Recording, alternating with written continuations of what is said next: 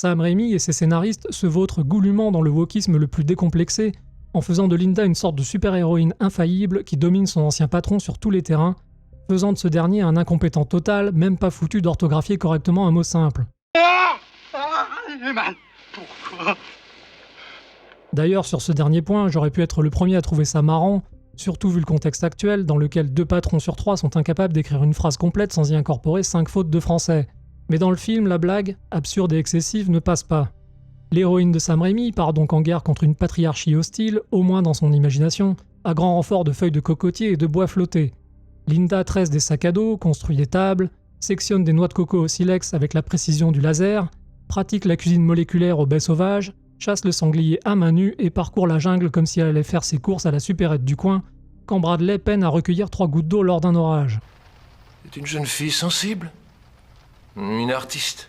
En somme, elle me fait beaucoup penser à ce prototype de femme surdouée vendue au forcing par Hollywood, un peu comme l'indienne de Prey qui maîtrise l'herboristerie en plus de la chasse, ou la protagoniste de Flashdance, rappelez-vous, qui cumulait les activités de soudeur et danseuse exotique, en plus de ses entraînements intensifs aux danses modernes et classiques.